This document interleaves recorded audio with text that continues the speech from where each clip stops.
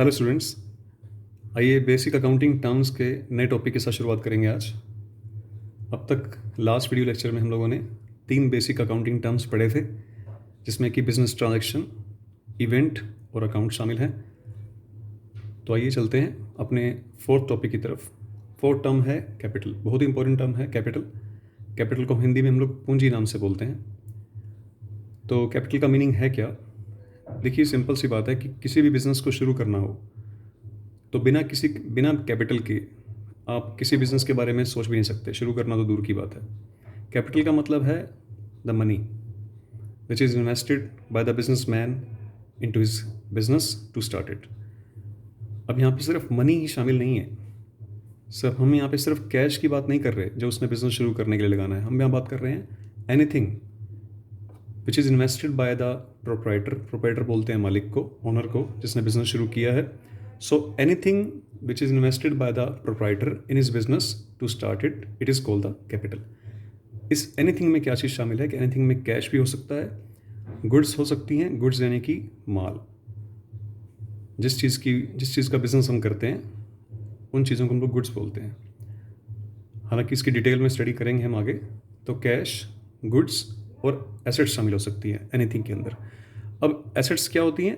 Assets के बारे में भी डिटेल में डिस्कशन करेंगे। सिंपली वे में एसेट्स का मतलब land, building, plant, machinery, furniture, fixtures, ये सब एसेट्स के पार्ट हैं जिनसे बिजनेस चलता है, जो बिजनेस को चलाने में हेल्प करती हैं, राइट। तो anything invested by the business man into the business, it is called the capital. अब मान लीजिए if the whole amount invested in cash, अगर सारी की सारी अमाउंट कैश ले आया बिजनेसमैन, तो अब क्या? तो with the help of that amount, that cash, the goods and assets can be purchased as per the requirement of the business. तो बिजनेस के रिक्वायरमेंट के हिसाब से मालिक जो है उस कैश की मदद से गुड्स और एसेट्स को परचेज कर सकता है। कैपिटल को कैलकुलेट करने का एक फॉर्मूला है, capital is equal to total assets minus outside liabilities. ये फॉर्मूला में ये समझा रहा है कि अगर हम टोटल एसेट्स में से जो हमारे पास कुल संपत्ति है, land, building, plant, machinery, furniture, fixtures, cash balance, bank balance, ये सब कुछ, इन सबको जोड़ लें। इसमें से अगर आउटसाइड लाइबिलिटीज़ को घटा लें। अब ये लाइबिलिटीज़ क्या होती हैं? लाइबिलिटीज़ का मतलब वो पैसा जो हम लोगों ने बाहर के लोगों को देना है, बिजनेस ने बाहर के लोगों को देना है, the amount which we have to pay to the outsider. जैसे कि आपने किसी से उधार में माल लिया हुआ है 20,000 रुपये का, बट अब तक पेमेंट नहीं की है, तो that is the liability for the business, because the business is liable to pay that amount, that 20,000 to that party। ठीक है। तो अगर हम टोटल एसेट्स में से जो बाहर के लोगों को लाइबिलिटीज पे करनी है उसको लेस कर दें तो बाकी बचेगी कैपिटल। यहाँ पे कैपिटल से जो मीनिंग है हमारा, कैपिटल से यहाँ पे मीनिंग है ओनर्स कैपिटल से, यानी कि मालिक की पूंजी की बात हम कर रहे हैं। जनरली अगर मैं बात करूँ तो बिजनेस को शुरू करने के लिए 2 तरह की कैपिटल की रिक्वायरमेंट होती है बिजनेस को स्टार्ट करने के लिए। ये बिजनेस है, इस बिजनेस को शुरू करने के लिए आपको 2 तरह की कैपिटल की रिक्वायरमेंट पड़ती है। पहली है ओनर्स कैपिटल और दूसरी होती है बोर्ड कैपिटल। ओनर्स कैपिटल वो कैपिटल जो मालिक की खुद की कैपिटल है। बोरोड कैपिटल होती है कि मान लीजिए बिजनेस को शुरू करने के लिए 5 रुपये चाहिए, मालिक के पास खुद के 3 रुपये हैं, तो 2 रुपये उसने बैंक से लोन उठा लिया, that is the borrowed capital, right. तो दोनों तरह की कैपिटल रिक्वायरमेंट रहती है बिजनेस के अंदर। फिलहाल हम यहाँ जो फॉर्मूले की बात हम कर रहे हैं, that is the owners capital. ये कैसे कैलकुलेट होती है? अच्छा, होता क्या बिजनेस का जो कंसेप्ट होता है वो होता क्या है? बिजनेस को शुरू करने के लिए 5 रुपये चाहिए, 3 रुपये मालिक के पास हैं, 2 रुपये उसने बैंक से लोन उठा लिया या किसी फ्रेंड से, किसी रिलेटिव से उधार ले लिए, दोनों को ऐड किया, बिजनेस में लगाया, बिजनेस शुरू हो गया 5 रुपये से। अब सारा का सारा अगर कैश आता है, if the whole amount invested in cash, तब उस कैश की मदद से बिजनेस में गुड्स और एसेट्स परचेज की जाएंगी। तो फर्म ने टोटल बहुत सारी एसेट्स परचेज कर ली, जिसमें गुड्स शामिल हैं, गुड्स के अलावा उसमें कैश बैलेंस, कुछ कैश बैलेंस ऑफिस में रखा हुआ है, कुछ बैंक बैलेंस है, करंट अकाउंट में डाल दिया पैसा, land, building, plant and machinery, furniture, fixtures, ये सब बहुत सारी एसेट्स बिजनेस ने परचेज कर ली उस 5 रुपये से। टोटल मिलाकर 5 रुपये यहाँ दिखाई दे रहे हैं अगर मैं सारी एसेट्स का टोटल कर लेता हूँ तो। हम बात कर रहे हैं कि ओनर्स की कैपिटल कैसे कैलकुलेट की जाएगी अब। तो फॉर्मूला बड़ा सिंपल है कि अगर आप टोटल एसेट्स में से, ये जो टोटल एसेट्स दिखाई दे रही हैं आपको 5 रुपये की, इसमें से अगर मैं आउटसाइड लाइबिलिटीज़ को डिडक्ट कर देता हूँ, 5 में से 2 गए तो क्या बचेगा, 3 बचेगा, ओनर्स कैपिटल बचेगी। तो ये फॉर्मूला है जो आपको समझाने की कोशिश में कर रहा हूँ। ठीक है, आइए एक एग्जाम्पल से समझते हैं इसको। देखिए, एक पर्सन ने बिजनेस शुरू किया, बिजनेस के लिए वो कैश लेके आया 40,000 रुपीज़ का, बिल्डिंग खुद की, शॉप उसकी खुद की है, 80,000 रुपीज़ की उसकी कीमत है। वो भी उसने बिज़नेस में, मतलब अपना जो बिज़नेस है वो उसे अपनी खुद की बिल्डिंग में शुरू कर लिया। मशीनरी भी है उसके पास, कुछ मशीनरी पड़ी थी घर में, उसने यूज़ कर ली बिज़नेस में, 20,000 रुपीज़ की मशीनरी है। डेटर्स हैं उसके पास। डेटर्स का मतलब बिज़नेस शुरू कर लिया है। मैं जो जनरली जो बात कर रहा हूँ, ये फिगर्स दिए हुए हैं, ये अमाउंट दी हुई है बिज़नेस के अंदर कि ये सब अमाउंट गिवन है किसी भी बिज़नेस में, यानी कि बिज़नेस की बैलेंस शीट में। पहले मैं बोल रहा था कि बिज़नेस स्टार्ट करने के लिए चीज़ें लगाई, क्योंकि डेटर्स बीच में आ गया इसलिए मुझे ये बोलना पड़ रहा है। जनरली वैसे मैं अगर बात करूँ, अगर मैं डेटर्स को बीच में ले लेता हूँ, डेटर्स होते क्या हैं, क्योंकि डेटर्स और स्टॉक और क्रेडिटर्स ये तीनों वर्ड आपके लिए नए हैं, पहले हम डेटर्स की बात कर लेते हैं। डेटर्स होते हैं वो लोग जिनको आप गुड्स सेल करते हैं उधार में। एक तो होता है हम कैश सेल करते हैं, एक होता है उधार में बेचते हैं। तो जिनको उधार में माल बेचा है वो लोग बन जाते हैं आपके डेटर्स। अब तक उन्होंने पेमेंट नहीं दी है। क्रेडिटर्स इसका ऑपोजिट कंसेप्ट है। क्रेडिटर्स वो लोग होते हैं जिनसे हम लोग उधार में माल खरीदते हैं और अब तक पेमेंट नहीं की उनको। स्टॉक का मतलब वो गुड्स है जो खरीदा था या बनाया था बट बिका नहीं और गोडाउन में पड़ा हुआ है, that is the stock, the unsold goods at the end of accounting year. तो अगर मैं बात करूं कि at the end of accounting year, साल के अंत में हमारे पास ये सिचुएशन है, हमारी जो बैलेंस शीट है वो ये डाटा शो कर रही है। आपको बोला जाए कि इसमें कैपिटल कितनी है, ऑनर्स की कैपिटल कैसे कैलकुलेट की जाएगी। तो बड़ा सिंपल सा फॉर्मूला है, टोटल एसेट्स काउंट कीजिए। टोटल एसेट्स में cash, building, machinery, debtor, stock, ये टोटल एसेट्स है। इनको आप ऐड कीजिए, ये टोटल एसेट बन जाएंगी 1,90,000 रुपीज़। इसमें से अब टोटल एसेट्स में से आउटसाइड लाइबिलिटी हमारे पास सिर्फ एक ही है जो हम लोगों ने उधार में माल खरीदा हुआ है, दैट इज़ ₹10,000। आप इसमें से डिडक्ट करेंगे तो the balance will be 1,80,000, that is the capital, that is the owners capital. क्योंकि जो टोटल एसेट्स हैं उसमें से बाहर का पैसा अगर घटा दिया जाए, यानी कि जैसे हम लोगों ने उधार में माल खरीदा है तो पैसा हमारा नहीं है, तो बल्कि देने हैं उनको, है ना। तो जो आउटसाइड लाइबिलिटीज़ हैं उनको लेस कर दें तो बाकी बचेगा हमारा पैसा। तो that is the way. Capital को हम लोग 3 अलग अलग नाम से बोल सकते हैं। This is owners capital, owners equity. Owners equity मतलब जिसमें जनरली ओनर्स कैपिटल बोल रहा हूँ, that is owners equity. Company की लैंग्वेज में इक्विटी वर्ड यूज़ होता है। नेट वर्थ, वर्थ का मतलब है किसी की वैल्यू कितनी है बिजनेस के अंदर। तो नेट वर्थ का मतलब है कि उसमें से लाइबिलिटीज़ लेस कर दी गई हैं, जितनी टोटल वर्थ है, जितनी टोटल एसेट्स है उसमें से बाहर की देनदारियाँ घटा दी गई। नेट एसेट्स, नेट एसेट का मतलब total assets minus total liability, that is net assets. तो इनको तीनों अलग अलग नाम से हम बुला सकते हैं। ये थी capital. Once again repeat, anything which a businessman invest in the business to start it, it is called the capital. Capital धीरे धीरे जो बिजनेसमैन होता है वो धीरे धीरे कैपिटल बढ़ाता रहता है अपनी। कैसे बढ़ती है किसी बिजनेसमैन की कैपिटल, या तो वो एडिशनल कैपिटल इंट्रोड्यूस करे बिजनेस के अंदर, यानी कि पहले 5 लाख रुपए लगाकर बिजनेस शुरू किया और 2 साल के बाद उसे लगा कि कैपिटल की और रिक्वायरमेंट है तो उसने 2 लाख रुपए और इन्वेस्ट कर दिए। तो पहले 5 लाख थे, बाद में 2 लाख उसे और इन्वेस्ट कर दिए, तो कैपिटल बढ़कर 7 लाख हो गई। ये तो एक तरीका है एडिशनल कैपिटल इंट्रोड्यूस करने के कारण कैपिटल बढ़ जाती है। एक ये होता है कि बिजनेस जब कमाई करता है, बिजनेस जब प्रॉफिट में जाता है, तो जो प्रॉफिट होता है वो भी कैपिटल को इंक्रीज कर देता है, मतलब प्रॉफिट कैपिटल के अंदर एडिशन होता रहता है। ठीक है, अगर बिजनेस में प्रॉफिट नहीं हो रहा और लॉस हो रहा है तो जो मालिक की कैपिटल है वो day after day, year after year reduce होती रहती है और last of all he became insolvent, वो दिवालिया हो जाता है। तो कैपिटल को इंक्रीज करने के लिए बिजनेस में प्रॉफिट होना बहुत ज़रूरी है। चलिए नेक्स्ट टॉपिक की तरफ चलेंगे।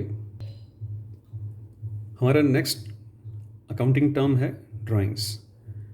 यहाँ पे ड्राइंग्स का मतलब पेंटिंग से नहीं है, हम यहाँ पे पेंटिंग की बात नहीं कर रहे, ड्राइंग्स एक अकाउंटिंग टर्म्स में बात कर रहे हैं। तो इन अकाउंटेंसी ड्राइंग का मीनिंग क्या है?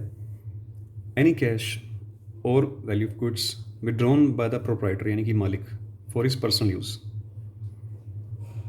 कैश और anything which a businessman withdraw from the business for private use, that is called the drawing. It also include any private payment made out of the business funds. इसमें private payment भी include है जो business के fund use करके की गई हो। आप एग्जाम्पल से समझिए, हो सकता है कुछ लाइन आपको समझ ना आई हो, लेकिन एग्जाम्पल सुनेंगे तो आपको ये लाइन समझ आनी शुरू हो जाएंगी। मैं बोल रहा हूँ कि anything which a businessman withdrawn from the business, यहाँ पे था इन्वेस्ट इन द बिजनेस, यहाँ withdrawn from the business, withdraw का मतलब पैसा निकालना। फॉर एग्जाम्पल एक करियाने की दुकान है, तो जो शॉपकीपर है उसके घर से फ़ोन आया उसकी वाइफ का कि जब घर आओगे 2 किलो चावल, 10 किलो आटा, 1 किलो गुड़, 1 किलो चीनी, 1 किलो शक्कर, ये सब लेते आना। तो क्योंकि उसकी किराने की दुकान है, उसे कहीं जाने की ज़रूरत नहीं है, वो ये सब सामान पैक करवाया, अपने पीएन को क्या कि ये सामान पैक करवाया और घर जाते वक्त या अपने पीएन को बोल दिया कि जाओ ये सामान घर छोड़ाओ। अब क्या जब वो सामान घर छोड़ने जाएगा तो क्या उसकी वाइफ क्या इसकी पेमेंट करेगी? बिल्कुल नहीं।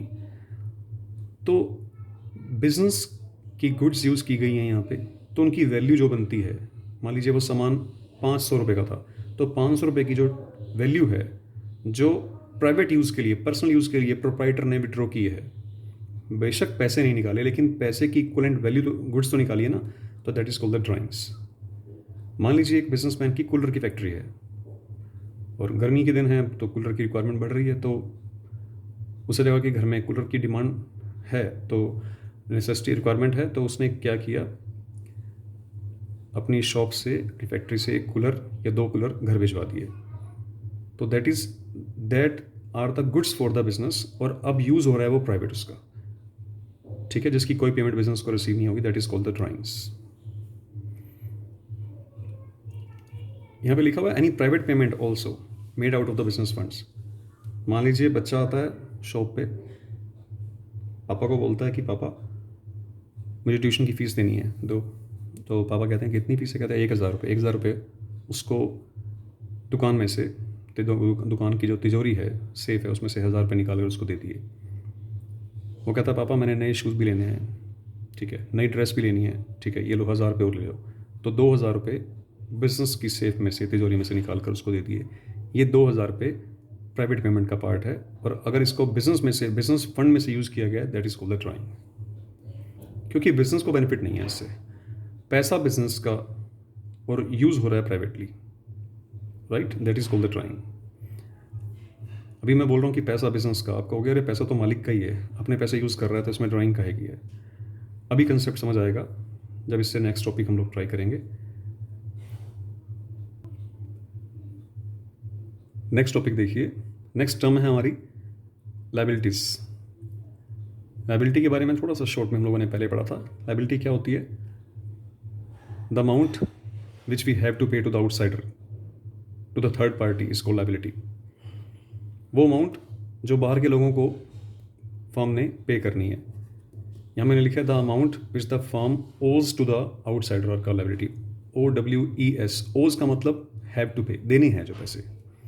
सो वो अमाउंट जो बिजनेस ने बाहर के लोगों को देने हैं, चुकाने हैं, that is the liability for the business. एक छोटा सा कंसेप्ट समझिए जिससे कि ड्राइंग का कंसेप्ट भी यहाँ पे क्लियर हो जाएगा। ये बिजनेस है, ये बिजनेसमैन है, यानी कि ओनर, यानी कि प्रोप्राइटर है, ये थर्ड पार्टी है। जनरली देखा जाए तो बिजनेस के लिए अगर मैं बात कर रहा हूँ तो बिजनेसमैन हो, चाहे वो क्रेडिटर्स हो, चाहे वो कोई बैंक हो, दोनों ही आउटसाइडर कहलाते हैं, राइट। बिजनेसमैन ने बिजनेस शुरू करने के लिए कैपिटल लगाई, जो पैसे लगाए थे उसे हम बोलते हैं ओनर्स कैपिटल। जो बिजनेसमैन ने बैंक से लेकर पैसे बिजनेस में लगाए हैं, राइट, वो है बोरोड कैपिटल, यानी कि बिजनेस के पास 2 तरह का पैसा आया। जैसे कि मैं अभी पीछे समझा रहा था कि 5 रुपये चाहिए बिजनेस को शुरू करने के लिए, 3 रुपये मालिक के पास है, 2 रुपये उसने बैंक से उधार ले लिए, तो दोनों मिलाकर 5 रुपये से बिजनेस शुरू हो गया। हैं दोनों ही कैपिटल, लेकिन ओनर्स कैपिटल और बोरोड कैपिटल का फ़र्क है। ओनर्स मतलब मालिकों की पूंजी, खुद की पूंजी, खुद की पैसे, और बोरोड का मतलब उधार ली गई कैपिटल, उधार लिया गया पैसा, ठीक है। अब आपकी जानकारी के लिए मैं बताना चाहूँगा यहाँ पे कि बिजनेस को इस पैसे पे इंटरेस्ट पे करना होता है दोनों पार्टीज़ को। जिस तरह बैंक, मान लीजिए बैंक से आपने लोन लिया ₹1,00,000 का, बैंक उस पर इंटरेस्ट चार्ज करेगा definitely 10% per annum for example. तो ₹1,00,000 का 10% बनता है ₹10,000। तो बिजनेस उसको इंटरेस्ट पे करेगा बैंकर को, ठीक है। सेम इसी तरह बिजनेस ओनर को भी इंटरेस्ट पे करता है, that is called interest on his capital. यहाँ पे लिखा जाता है इंटरेस्ट ऑन लोन। मैं आपको शॉर्ट में समझाने की कोशिश कर रहा हूँ, लेकिन कंसेप्ट क्लियर करना ज़रूरी है। ये चीज़ें वैसे आगे जाके डिटेल में आएंगी, बट ड्राइंग लायबिलिटीज़ कैपिटल। अब ड्राइंग्स क्या थी? ड्राइंग्स ये थी कि बिजनेसमैन ने बिजनेस से पैसा विड्रॉ कर लिया। देखिए बिजनेस के पास एक चीज़ हमेशा समझिए, अकाउंट्स को अच्छे ढंग से समझने के लिए एक चीज़ समझनी बहुत ज़रूरी है। बहुत अच्छा जो ज़रूरी कंसेप्ट है वो ये है, कंसेप्ट ये है कि बिजनेस और businessman, these are the two separate entity. ये दोनों सेपरेट एंटिटी हैं, दोनों अलग अलग हैं। Businessman is also treated as an outsider for the business, just as a bank, ठीक है। बिजनेसमैन ने बिजनेस में पैसे लगाए, that is called the capital. Business ने उस पैसे पे बिजनेसमैन को पे किया interest, that is called interest on capital. Business कहता है कि देखो ये मेरा एक्सपेंसेस है, खर्चा है।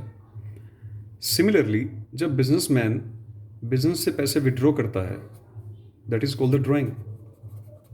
उसका पर्पज है प्राइवेट यूज, खुद के खर्च के लिए।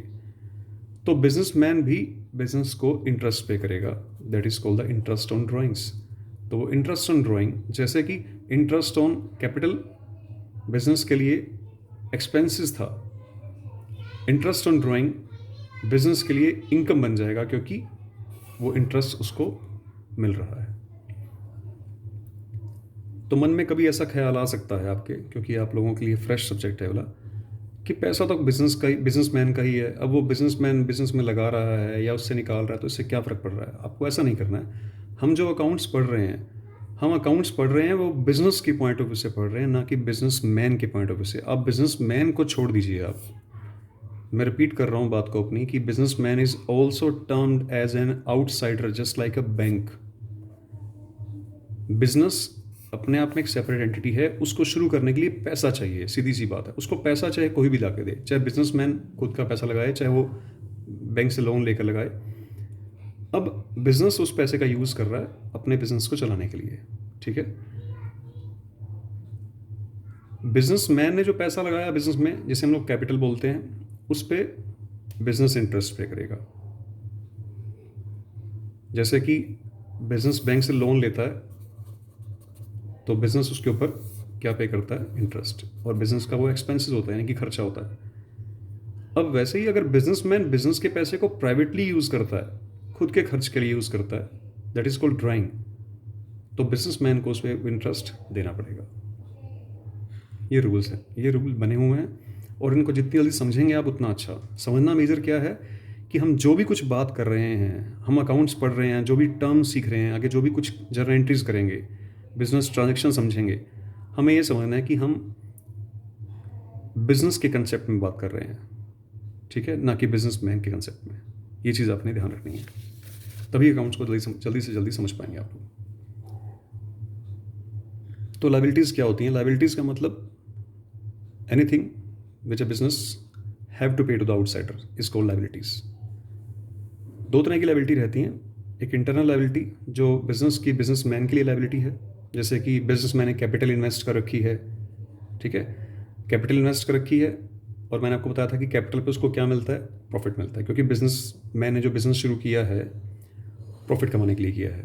तो कैपिटल बिजनेसमैन की कैपिटल को प्रोटेक्ट करना मतलब सेफ्टी रखना उसकी, और उसमें प्रॉफिट कमा के ऐड करके बढ़ाना उसकी कैपिटल को। ये इंटरनल लायबिलिटी है बिजनेस की। एक्सटर्नल लायबिलिटी क्या होती है? जो उसकी आउटसाइडर के लिए होती है। आउटसाइडर का मतलब बैंक से लोन लिया है, क्रेडिटर्स जिनसे उधार में माल लिया उनको पेमेंट देनी है। बैंक ओवरड्राफ्ट मैंने शॉर्ट फॉर्म में लिखा है BOD। बैंक ओवरड्राफ्ट का मतलब होता है, ध्यान से समझिएगा, बैंक ओवरड्राफ्ट का मतलब जब कई बार आप बैंक से एक्सेस मनी विड्रॉ कर लेते हैं। एक्सेस मनी का मतलब क्या हुआ कि बैंक में आपके जो डिपॉजिट्स हैं, आपके पास जो अकाउंट में बैलेंस है दैट इज़ ₹10,000 ओनली, ठीक है, आपका पैसा।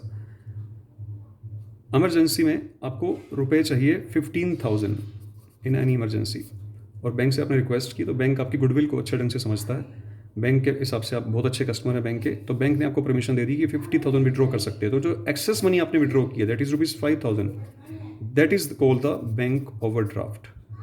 ओवरड्राफ्ट का मतलब the excess money which you have withdrawn from the bank more than your deposits, it is called the bank overdraft. तो ये आपने पैसे विड्रॉ तो कर लिए 5,000 एक्स्ट्रा, तो वापस तो करने पड़ेंगे ना, that is the external liabilities, ठीक है। लोन्स, बैंक ओवरड्राफ्ट, क्रेडिटर्स, ये एक्सटर्नल लाइबिलिटीज होगी। और इंटरनल लाइबिलिटीज क्या होगी, जो बिजनेसमैन के लिए है, जैसे कि बिजनेस की कैपिटल और उनको कमा के देने वाला प्रॉफिट, ठीक है। अब हम बात कर रहे हैं इसकी 2 मेजर लाइबिलिटीज, मेजर टाइप्स के बारे में। ये तो नॉर्मल टाइप्स हैं, मेजर टाइप्स के बारे में बात करेंगे, ध्यान से समझिएगा। हम बात कर रहे हैं इस वक्त लाइबिलिटीज की टाइप्स की। There are 2 major types of liabilities. First is non current liabilities, second is current liability. Non current liability क्या होती है, यहाँ पे करंट से मतलब कोई शौक से नहीं है, ठीक है। नॉन करंट लाइबिलिटी का मतलब है द अमाउंट, पहले लाइबिलिटी को क्लियर कर लीजिए अच्छी तरह। लाइबिलिटी का मतलब है जो पैसे हम लोगों ने बाहर के लोगों को देने हैं, the money which we have to pay to the outsider. अब बाहर के लोगों से या बैंक से, बैंक मान लेते हैं, बैंक से हम लोग कई बार लोन लेते हैं, तो वो कई बार 2 टर्म में हो सकता है। एक हो सकता है हमने लोन लिया हो 1 साल के लिए, एक हो सकता है हमने लोन लिया हो 10 साल के लिए। तो जो 1 साल के लिए लोन हमने बैंक से लिया है, बिजनेस ने बैंक से लोन लिया है 1 साल के लिए, 8 महीने के लिए, मतलब 9 महीने के लिए, 10 महीने के लिए, 1 साल से कम पीरियड के लिए, ये लोन बिजनेस को रीपे करना है विद इन अ ईयर, ठीक है। अब जो 10 साल के लिए लोन लिया बिजनेस ने, तो वो लॉन्ग टर्म लोन्स है, उनको पे करने की कोई जल्दी नहीं है, वो 10 साल में पे करेंगे आराम से। जब ये एग्जाम्पल समझ आ जाएगा आपको, तो नॉन करंट और करंट लाइबिलिटी का फर्क पता लग जाएगा आपको। नॉन करंट लाइबिलिटी क्या है, the amount which we have to pay in a long period of time after more than 1 year, जो 1 साल के बाद पेमेंट करनी है, वो वाली पेमेंट, दैट इज वो लाइबिलिटी नॉन करंट लाइबिलिटी है, just like long term loans. Current liability क्या है, the amount which we have to pay in near future. Near future का मतलब है विद इन अ ईयर, जो 1 साल के अंदर अंदर पेमेंट करनी है, उन पैसों को हम लोग करंट लाइबिलिटी बोलते हैं, राइट। एग्जाम्पल देखिए, इसमें तो एग्जाम्पल था लॉन्ग टर्म लोन्स, जो लंबी अवधि के लिए, लंबे समय के लिए लिए गए लोन है। करंट लाइबिलिटी के एग्जाम्पल क्या है, बैंक ओवरड्राफ्ट, जैसे आपने बैंक से, मैंने बताया था कि एक्सेस मनी विड्रॉ कर ली, 10,000 आपके थे, 15 विड्रॉ कर ली, तो 5,000 with in a month, with in 15 days वो बैंक के अकॉर्डिंग कंडीशन बताएगा, आपको पेमेंट वापस करनी होगी आपको। क्रेडिटर्स जिनसे उधार में माल लिया है, उनको पेमेंट देनी होगी आपको। अब साल के बाद तक तो रुका नहीं जा सकता, तो पेमेंट देनी होती है mostly 10 days, 20 days, with in 30 days वो पेमेंट हो जाती है। बिल्स पेबल, जिन लोगों किसी से माल खरीद लिया, उसको बिल साइन करके दे दिया आपने, तो उसकी पेमेंट विद इन 2 और 3 मंथ्स देनी होती है। शॉर्ट टर्म लोन्स, ऐसे लोन्स जो कम टाइम के लिए लिए गए हैं बैंक से, यानी कि 8 महीने के लिए, 6 महीने के लिए, 2 महीने के लिए, 14 दिन के लिए, 1 महीने के लिए, तो वो पेमेंट उसी टाइम पीरियड के बाद करनी पड़ेगी। तो ये नॉन करंट लायबिलिटी थी, ये करंट लायबिलिटी थी। लायबिलिटी का मतलब वो पैसा जो बाहर के लोगों को चुकाना है। अब अगर वो बहुत ही लंबे समय में चुकाना है तो दैट इज़ नॉन करंट, जल्दी नहीं है, कोई बिल्कुल जल्दबाजी नहीं है। और करंट का मतलब जल्दी। तो करंट लायबिलिटी कौन सी हुई, विच वी हैव टू पे विद इन ईयर, जो हमें 1 साल के अंदर अंदर पेमेंट करनी है। तो आज हम लोगों ने 3 टर्म्स और किए हैं, आप इनके नोट्स बनाइए, इनको अच्छे ढंग से समझिए, लिख के ज़रूर देखिए, जो बहुत इंपॉर्टेंट है। मैंने लास्ट लेक्चर में भी बोला था, लिखे बिना नहीं समझ पाएंगे और आपको लाइफ में एक ही बार लिखना है। तो ठीक है, मिलते हैं नेक्स्ट लेक्चर में, तब तक के लिए थैंक यू।